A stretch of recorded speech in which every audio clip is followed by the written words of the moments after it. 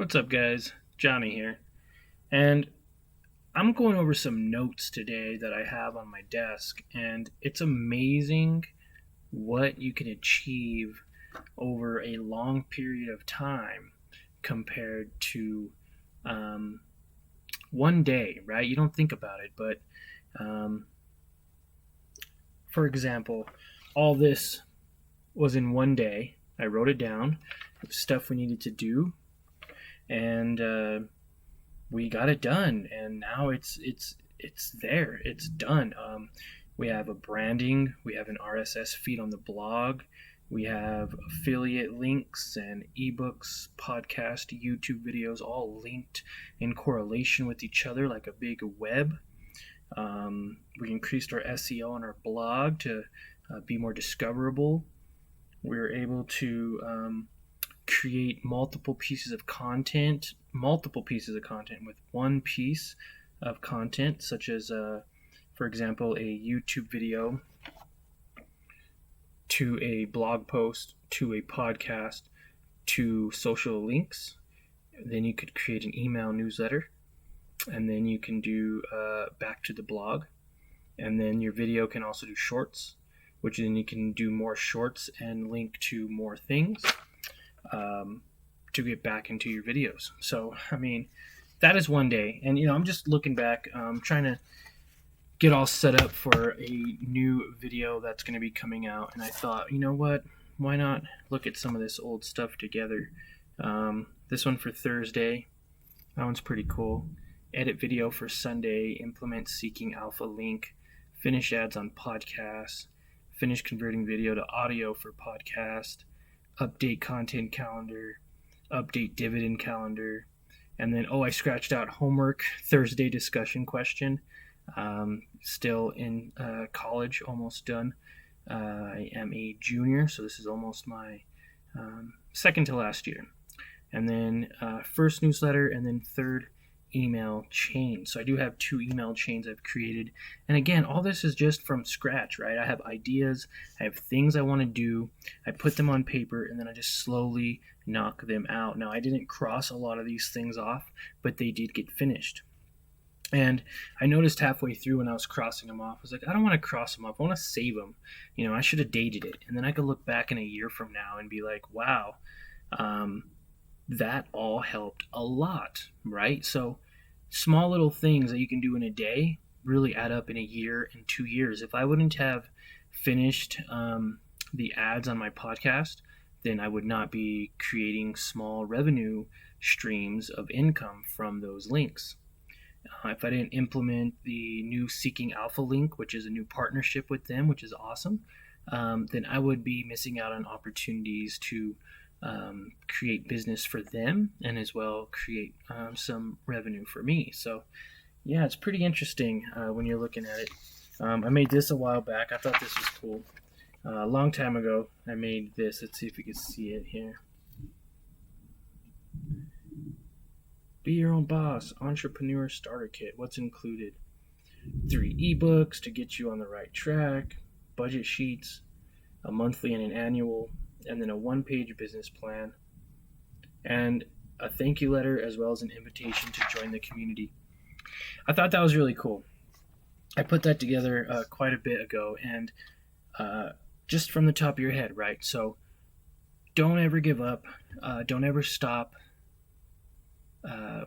moving forward and progressing to what you're trying to do. And this just showcases it, right? I mean, I have articles here that I've written and edited for videos. I've tried different styles of videos.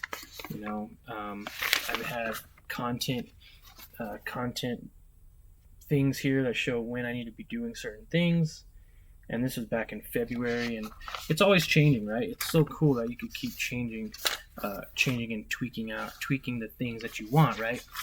And so just looking at it, I mean, there's so much that you can accomplish in a long amount of time. Like, take 5 minutes a day, but then it helps you to do something later, or enables you to do more. So just thinking outside the box here, kind of not really a rant and rave, but kind of inside the mind of me, I guess. And yeah, I mean, I even have goals here, top 10 goals. Wake up every day at 4 a.m. I mean, you can see I write these down, and then I end up putting them in and implementing them into my day.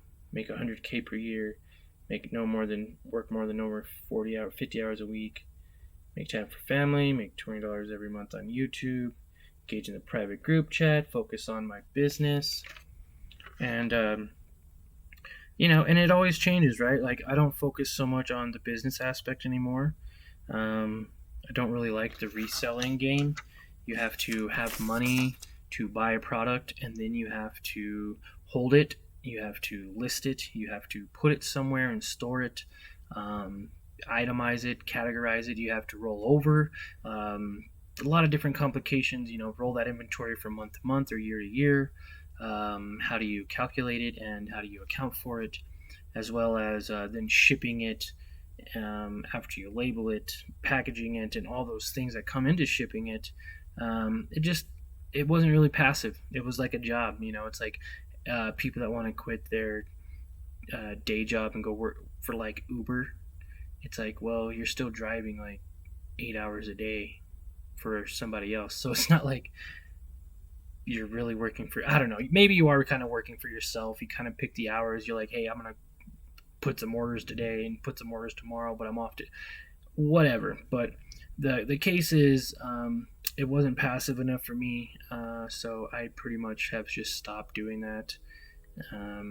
We got up to, I don't know, I think the highest month we made in sales was about $1,000 in sales in 1 month, and I think we made about $300 profit.